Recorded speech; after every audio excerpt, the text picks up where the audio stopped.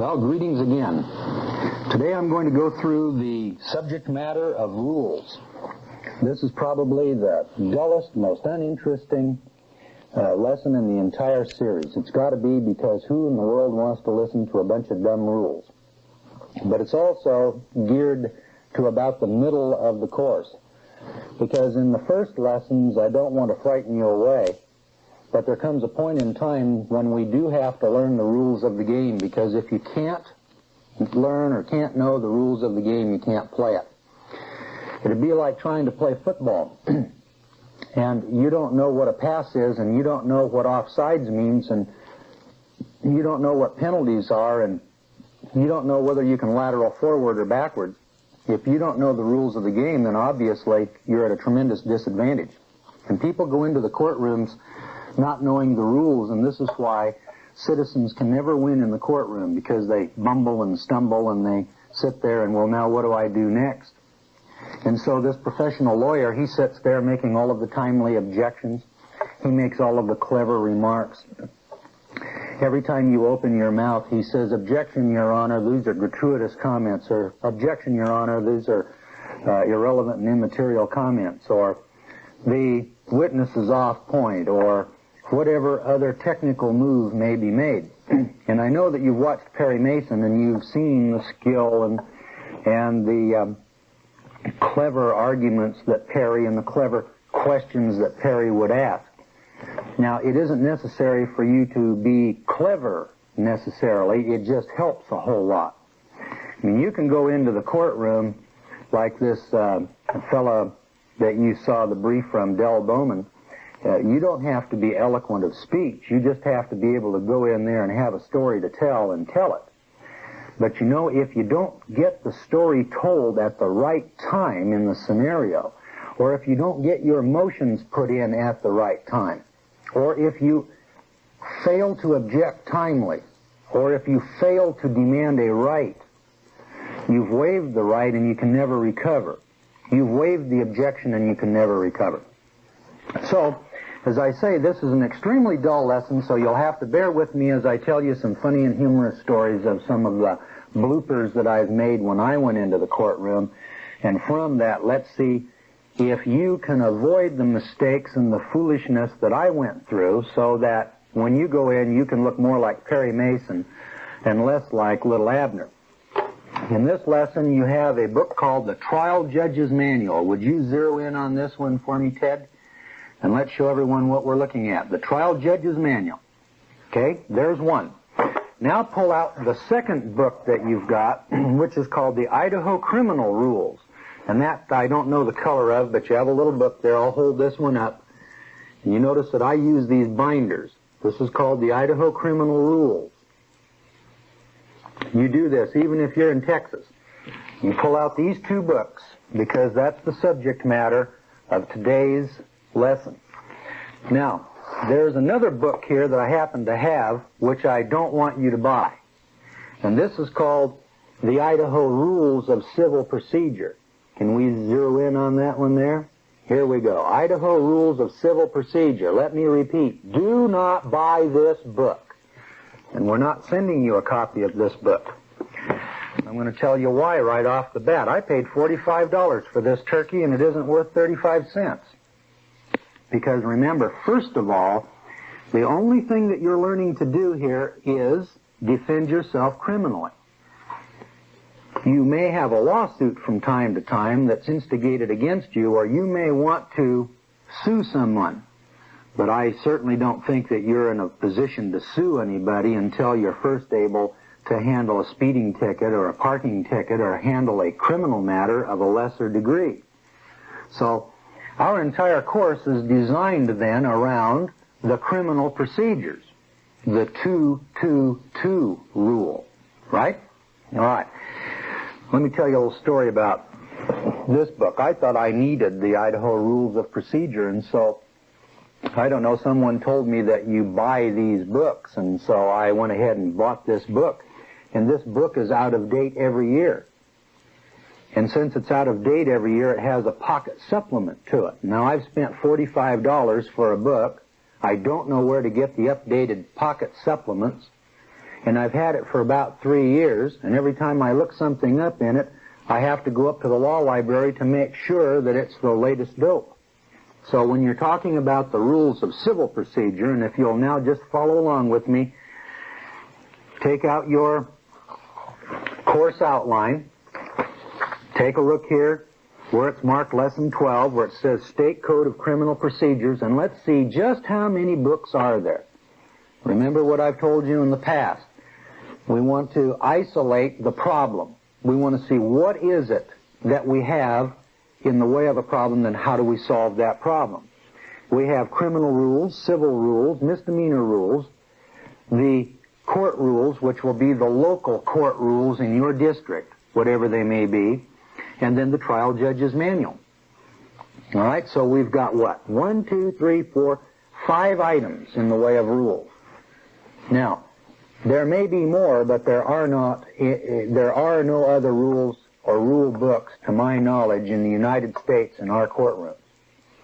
Now remember, we're not going into insurance law.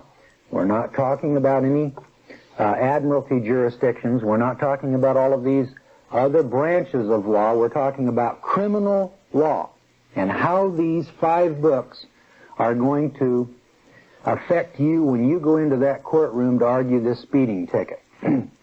So if you have a speeding ticket, the first thing that you have to have then in the way of rules is going to be the Idaho criminal rules. Now, if you're in Illinois, then you need the Illinois criminal rules. So pull out your book on the subject here of the criminal rules and just thumb through it. And I think that as you thumb through it, you'll come to Rule 54. Here's Rule 55, Rule 57. I think I said there were 54 rules in here not too long ago. Looks like there's a total of 59 rules. There's a Rule 58, which is reserved. Here's a rule that hasn't even been written yet. All right? Now let's flip up to the front of the book, and let's take a look, starting at the beginning, at Rule number 1. Every state is going to have a Rule number 1. Remember now, or you should remember at this point in time that we're all functional illiterates. Out of the 500,000 words in the English language, we only know about 10,000, or about 2% of the total words that are available to us. Remember, I've said that anyone who knows as little as 2% of a particular subject has got to be an illiterate. It's got to be dysfunctional in that topic. A fellow came in yesterday, and he's a copy machine repairman. And I said to him, how much knowledge, percentage-wise, do you think you'd need to repair a copy machine? He said, well, looks like I need about 90 or 95%, and what I don't know, it can't be very much, so that I can call the office and ask. So to fix a copy machine, the copy machine repairman says you need to know about 90% at least of the information, or have that much knowledge about copy machines or the particular machine in order to consider yourself competent to repair copy machines. So the first thing I'm going to say is that we're all incompetent then.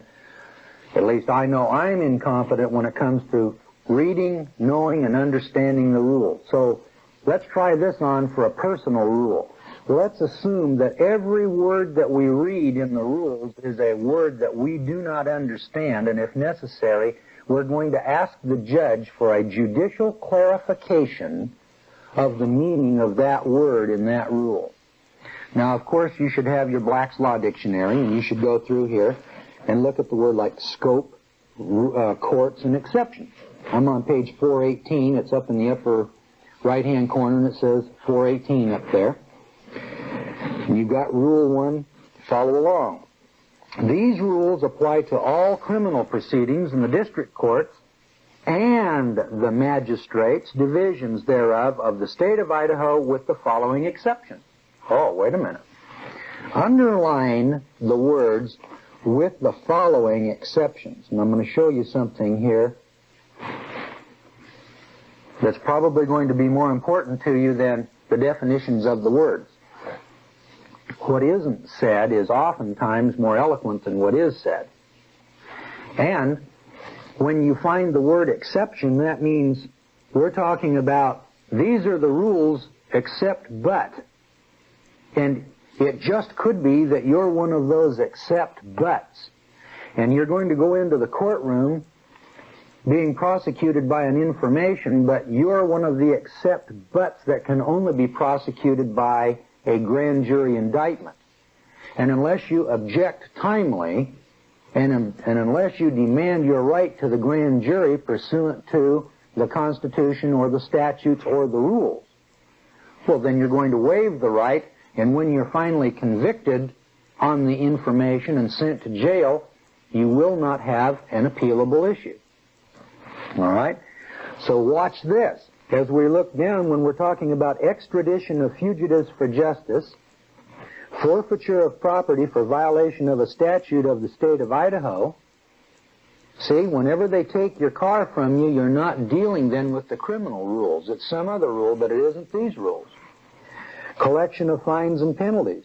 Oh, do they ever collect fines and penalties under criminal rules? Juveniles under the Youth Rehabilitation Act, juveniles under the Child Protective Act. In this state, that's Title 16. Habeas corpus. There's no rule in here about habeas corpus. Uniform post-conviction proceedings except as provided in Rule 57. So what we're reading here then is that there's a Rule 57 for post-conviction proceedings. But there must be some other post-conviction proceedings somewhere else, because it says here, except as provided in Rule 57. So there's an exception, and there's got to be something else. Coroner and coroner's inquests and proceedings in quo warranto. Well, now, there's a word. I've heard it, quo warranto. I don't know what that is. Never used quo warranto. Been in the courtroom many, many times. I've won many, many cases, but I've never used quo warranto. So if I wanted to use that, or if somebody brought that subject up, if I saw that word on an information or a complaint, point of order, Your Honor, here's a word that I don't understand. It's called quo warranto. I believe it's in order for us to take a 5-minute recess while I investigate this word so that I can understand the proceedings being held against me. If the judge says, I don't care whether you understand it or not, we're going to move forward anyway.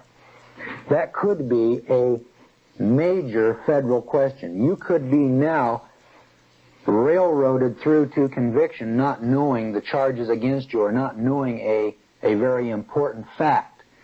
When you don't understand a word, it's important to object to it. If you don't understand the proceedings, object to it.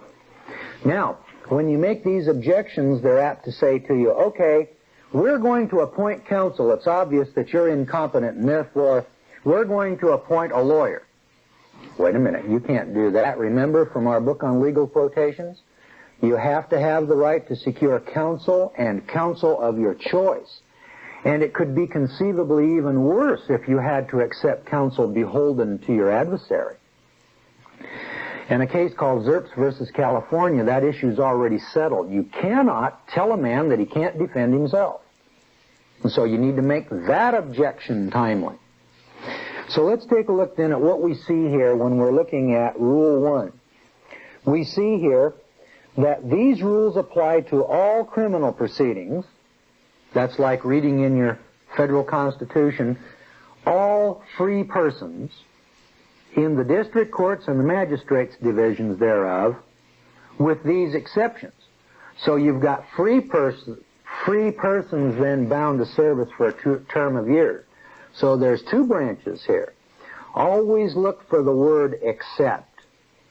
And look for words that say may versus shall. You know, when a statute says, or a document says, a warrant may be issued for your arrest, that's a lot different than saying a warrant shall be issued for your arrest. One's a command and the other is a maybe. All right. So now we know the exceptions, and we'll flip over here in Rule 2. Purpose and construction. Title, District Court Rules. Let's see what this says. Let's see if it makes sense to us. The purpose and construction, then. These rules are intended to provide for the just determination of every criminal proceeding. They shall be construed to secure simplicity in procedure, fairness in administration, and elimination of unjustifiable expense and delay. All right, so there's three things then, right? Three objectives. They shall be construed to secure simplicity, that's so that you can understand the proceedings, and fairness in administration, and the elimination of unjustifiable expense and delay. Well, if it's justifiable expense and delay, then that's all right, isn't it? So let's suppose that the judge comes down on you and says, we're not going to permit this unjustifiable delay. Well, Your Honor, let me object. This court is attempting to put me in prison and take my life, liberty, or property, and I demand due process of law. I don't believe that it's an unjustifiable expense or an unjustifiable delay. Any case that's important enough for my government to prosecute is important enough for me to defend. And I'm here defending my rights, and where rights are involved, there can be no rulemaking or legislation that would abrogate them. That's Miranda. That's Miranda, page 491. In other words, do you see your rebuttal here? You cannot go into the court and obstruct and delay it. And there's a lot of kooks and quacks that run around, and their purpose is to obstruct and delay. If you're going to obstruct and delay, then you need to be clever about it, don't you? You cannot allow them to know that you're obstructing and delaying. It's like picking a jury. You know, it may take all day to pick a jury. And you may be asking questions designed to bump jurors that you may like, just for the purpose of taking a full day to pick the jury to run the cost from $1,500 to $3,000. Okay? Well, if you're doing that, don't ever make that admission or confession. Don't ever let the court know that that's what your purpose and goal is. Your Honor, these jurors over here are very concerned, are of a great concern to me, because I notice in the jury selection that 9 of them are government employees or the wives of government employees. And I feel that these witnesses, or these jurors rather, need a great amount of scrutiny by the defense to determine whether they can be totally fair and objective to a person who doesn't work for the government and who is in fact challenging government power and authority in its constitutionality. See the way you make that argument? Then you go on to bump jurors by asking questions. A key question is an example. We have a student here that was in court not long ago, and he bumped 4 jurors in a row. And it was really disconcerting to the court. They thought, well, he's obstructing and delaying. There's only 16 jurors starting. They lost 2 somewhere along the way going in, and so here's 16 jurors, and he bumps 4 of them right out of hand by asking them the question, you know that I've been arrested. Doesn't that tell you that I must have done something? And they said, well, yes, you must have done something. Well, there's the statement then that they're already prejudiced. They've already made up their mind. They have a conclusion. It's in their mind, anybody who's been arrested must have done something. You might not have done what you're charged with, but you did something. And so, you see how key that question was? I've been arrested. Doesn't that tell you I must have done something?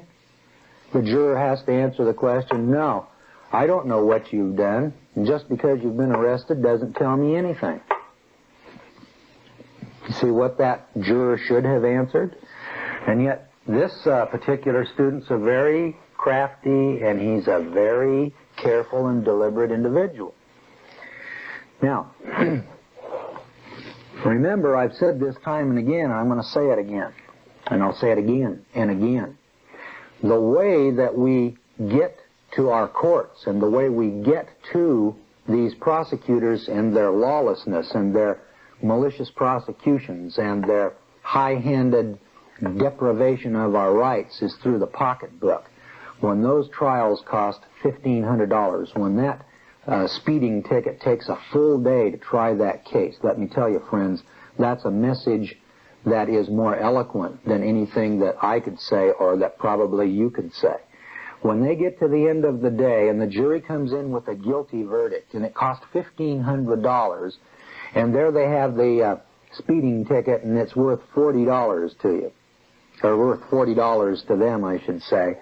All of a sudden now they've spent $1,460 to collect $40, and that isn't lost on them. And that's your goal.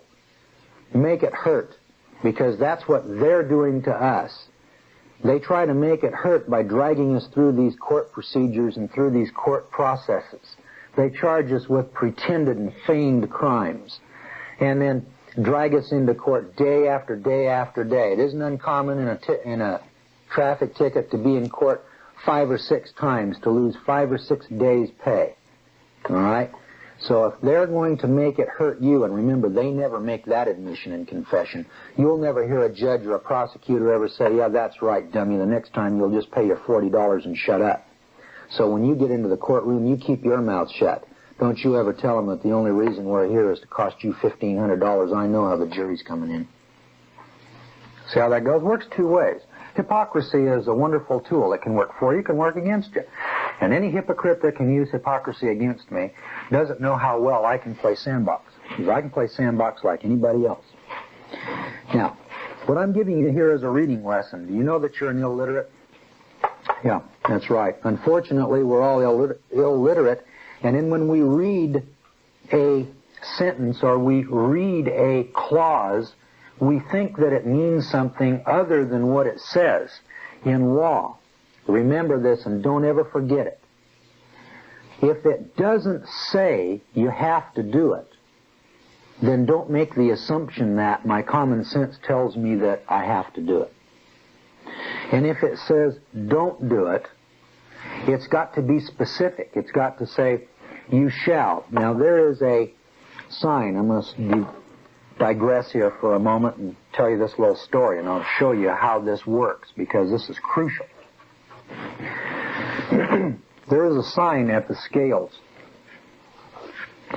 down at Bliss, Idaho, and the scale says, all trucks exit next left, or next right, I guess it was. And so I went into court. Now, of course, my truck didn't exit. My truck ran the scale.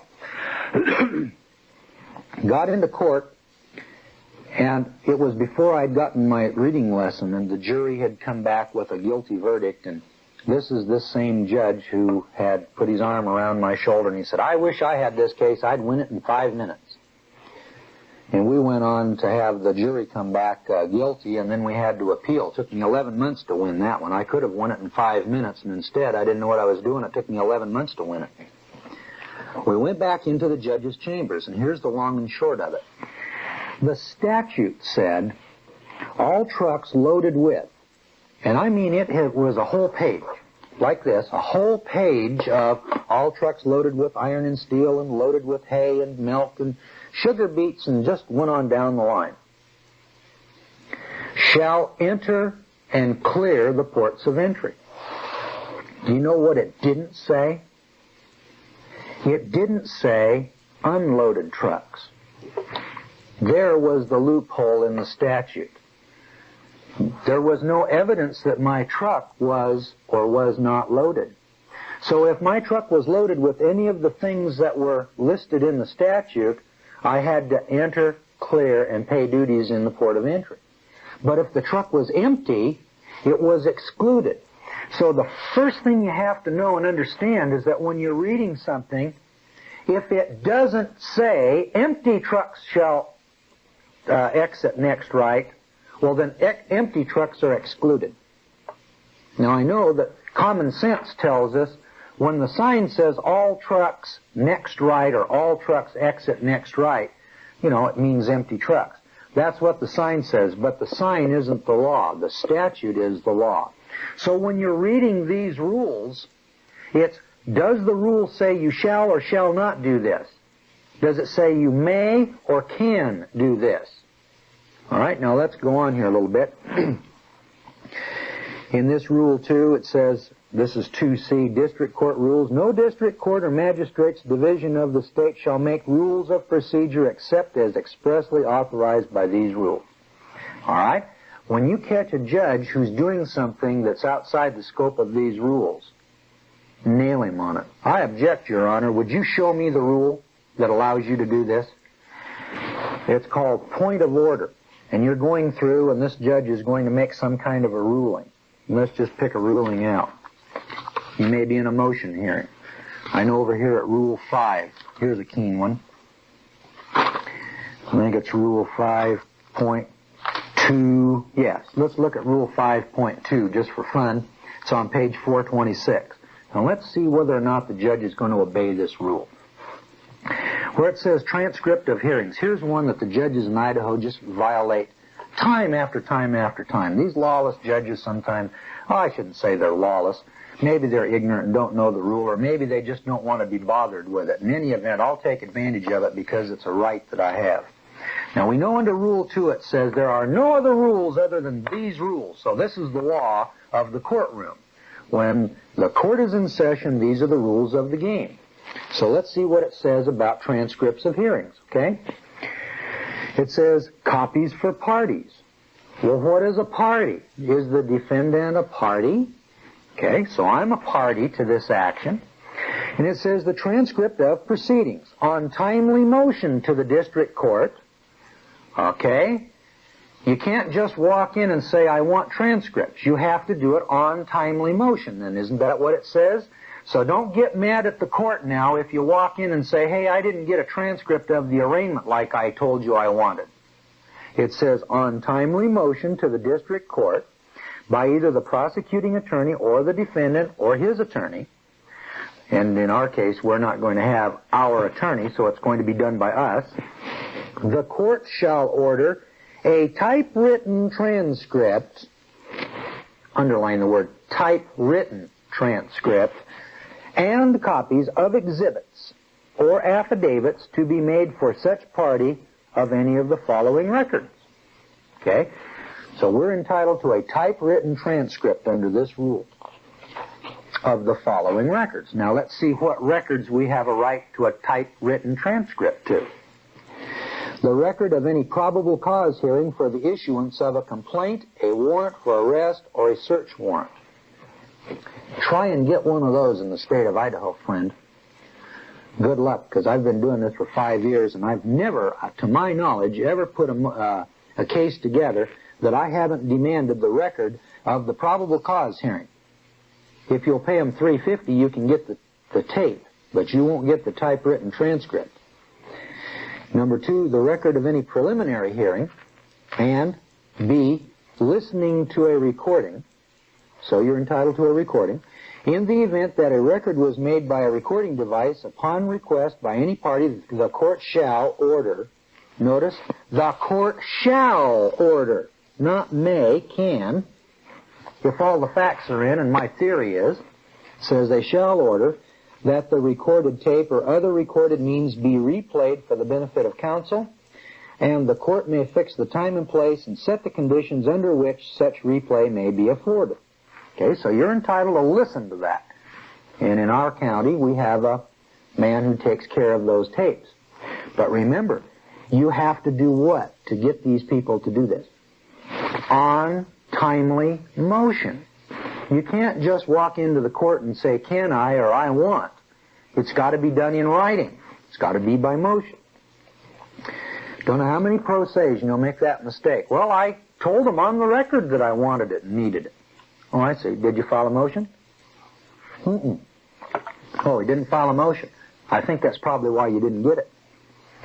And then, if later on you claim reversible error because you didn't have the typewritten transcript or you didn't get a chance to listen to the recording or the tape, you waived your right because you didn't do it pursuant to the rules. And let me tell you, when this case finally gets to Washington, your adversaries are going to be calling every rule. They're going to say he didn't follow Rule 5.2. He didn't follow Rule 4. He didn't follow Rule 12. That's what they're going to call on you, and they're going to be right, and they're going to shoot you down. So that's why you need to read the rules. Now, you want the typewritten transcript? Here's the way you get it. Let's go on. Number C, filing record with the district court. Whenever a record is transcribed in whole or in part, a copy thereof, duly certified, it shall be filed with the clerk of the district court. Have you ever asked them if there's a copy, typewritten, filed with the district court? Requesting recording in lieu of transcript. Okay, you can get a recording in lieu of the transcript. Should any counsel desire a copy of the record made by a recording device, the provisions concerning written transcript shall be applicable to the furnishing of such copy. But the district court shall determine in its discretion. Now we've got in its discretion whether a recording will be furnished in lieu of a written transcript. All right, so you can demand the written transcript, but the district court can then come along and say, well, wait a minute, that costs too much money, and therefore we're not going to pay for that. And then they'll try to make you pay. Watch that one. Send for our brief on that subject and see if it applies in your state. You know, in a criminal matter, you're not going into the court there suing someone, and there's no reason why a criminal who's defending his life, liberty, and property should have to pay for anything. You think these criminals that murder people and rape, rob, and pillage are out there paying for these trials, paying for their way? No, they want us citizens to do that. You can get due process of law if you're a rapist, but you can't get due process of law if you're one of the tax-paying subjects and servants of the government. So in its discretion whether a recording will be furnished in lieu of a written transcript, and certification of transcripts, all typewritten transcripts shall be duly certified by the appropriate magistrate or his clerk. See how important it is to read the language, read the construction of the sentences, to see whether or not you can get a typewritten transcript. Well, when you're in a court that's making a recording, and you've got this stenographer in there, okay, and she's making this, then there is no recording.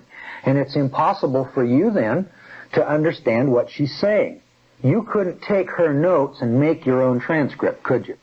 All right, that being the case, when that type of a recording is made, or that type of a record, you're entitled then to a typewritten transcript. But if you're in the traffic or magistrate's court and they're using a tape recorder, you're not entitled to a transcript in writing then, are you?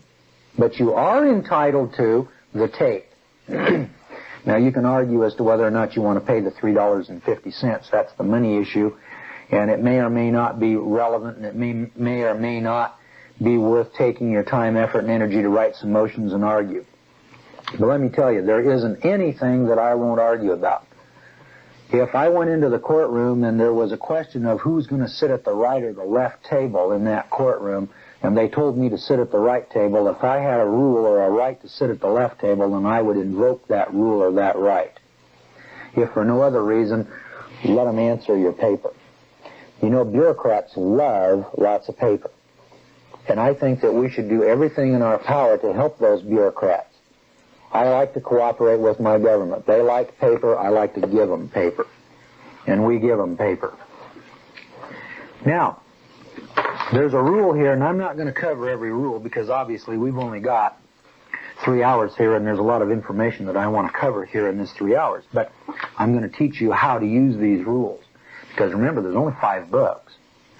The first thing that I always recommend is that one, just read through them.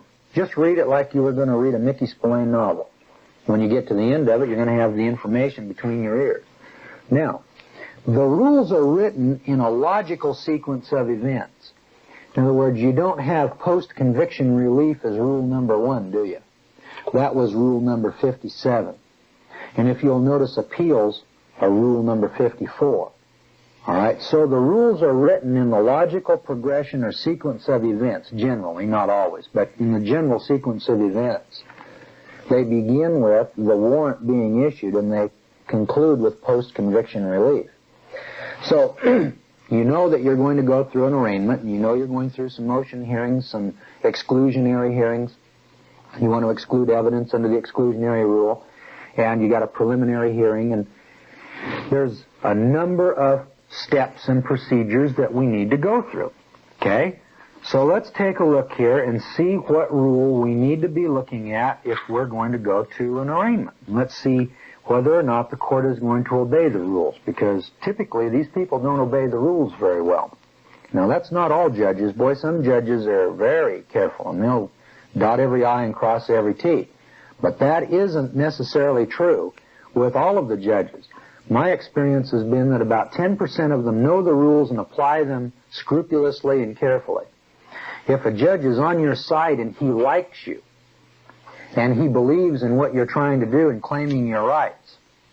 And I had this happen not too long ago. He deliberately violated one of the rules, a rule that will guarantee me that the case will be dismissed under the 21-day rule. See, in a felony, you have to be brought to a preliminary hearing within 21 days. Now, no one is ever going to be able to put the finger on him and claim that he did that deliberately to help me. But when the hearing came up on the 25th day, I was surprised. And I didn't write him a letter on the 18th day and remind him that we only had 3 days to go, or else I would move for dismissal. He knows that I want to move the issue into the higher courts, and I want to expose the graft and corruption in our local prosecutor's office, and I think he just said, well, let's make sure, just in case old Gordon fouls up his case and he gets convicted, that instead of him going to the penitentiary, he can always use that as an appealable issue, a winning appealable issue. So I appreciate that judge giving me that winning issue for me to appeal. And meanwhile, I've made my objection timely. I said, Judge, you need to dismiss this. And he said, no, I don't. And he didn't. And so I've always got that. I'll argue that clear to the U.S. Supreme Court, that they didn't obey the rules. So, you go through and you write motions then pursuant to all of the rules, don't you? Rule 5, Rule 2, Rule 4. And as you write the rule demanding your rights pursuant to that rule, when the judge fouls up, there's an appealable issue. It's kind of like going out on the football field and the other guy is constantly offside. And every time he's offside, you say, hey, referee, did you see that one offside? And he doesn't call it, and he doesn't call it, and he doesn't call it. Okay? Finally, there comes a point in time when we're either going to throw that official out of the game or we're going to have some kind of a big rhubarb as to whether or not that team really won or not. All right? And that's the way it works in the courts. You want as many reversible errors as you can get. And the only reason that I only file an appeal with 30 issues of reversible error is because I couldn't write up 60 or 120 or 240. I'd write up 240 if there were that many. So you need to be alert to each and every one of these rules. And every time that there's a man offside, every time that they jump the gun, every time that the pass is incomplete, call them on it. Every time. And you can only do that by reading through the rules and knowing how they're coming down. So you need to write a motion then under Rule 5.2 and demand a written transcript or the tape or an opportunity to go listen to the tape. And if they won't let you do that, they'll say, when you get to trial, the judge will say, are you ready to move forward, Mr. Gordon? Absolutely not, Your Honor. It was necessary and imperative that the defense have this tape of the preliminary hearing or a typewritten transcript. I've motioned it up timely, Your Honor, under Rule 16 and under Rule 5.2, and the prosecutor has refused to make it available to me. And I absolutely am not prepared to go forward. All right, one of two things has to happen. Dismissal for failure to move forward, or they have to move forward against you because it's the day of trial, and when they move forward against you, reversible error. And that's called rushing the defendant to judgment. That's a no-no. You cannot be compelled against your will and over your objection to move forward when you're not prepared or ready. But you have to have a reason for not being ready to move forward. And if you're not ready because of an error on their part, then that's not harmless error. That's an error that prejudices your rights. It prejudices your ability to move forward and defend yourself. See how important that rule becomes then in your favor? Use it every time. Let's just take a quick look at Rule 4. That's on page 421. Let's read through there. Let me show you a couple of three real nifty maneuvers or procedures that have to be scrupulously applied to your case each and every time. And remember, this Rule 4 is only one out of hundreds. Because you've got all of these rules, you've got all of these rules, you've got all of these rules. There's about 800 rules for these people to obey and apply in your case. And they only have to apply them now if you make them apply the rules. I know you're going to sit there and say, well, that's not fair. I don't even know what they are. Now do you see why citizens are routinely convicted? If you don't call the rule and bring it to the judges, who is also the referee's attention, then you've waived your right. Now, you can say that that isn't right and that it's bad, wicked, terrible, and awful and it ought not to be that way, and you can sit there and argue until the millennium. Won't do you a bit of good. Won't help you a bit. But if you object when the rule is being violated, either do one of two things. Make them obey the rules. Make them obey the law. Walk into that courtroom and don't be afraid and timid. Your Honor, I think it's time that this court obeyed the law. I know that that's new and unique and probably hasn't been done in this courtroom for many years. But I'd like to, with all due respect, Your Honor, bring your attention to Rule 4. All right, going on. Warrant, summons, and determination of probable cause. All right, so let's read through and see what it is that we're trying to do. We're trying to get a warrant and a summons. Well, were you arrested or were you summoned? Was there a warrant for your arrest? What if the policeman arrested you and you didn't have a warrant? Did you ever think about asking for the warrant or the return on the warrant? And what magistrate or judge signed the warrant? If they didn't, then it's false arrest and false imprisonment, isn't it? And do these things ever happen? About many, many times. I won't say what percentage because I really don't know, but I know that in this county they're a whole lot more careful about the rules than they were a year or two ago when we started doing this, going into the courtroom and demanding that our public officials obey the law. And after all, why should they obey the rules and obey the law unless somebody's going to make them do it?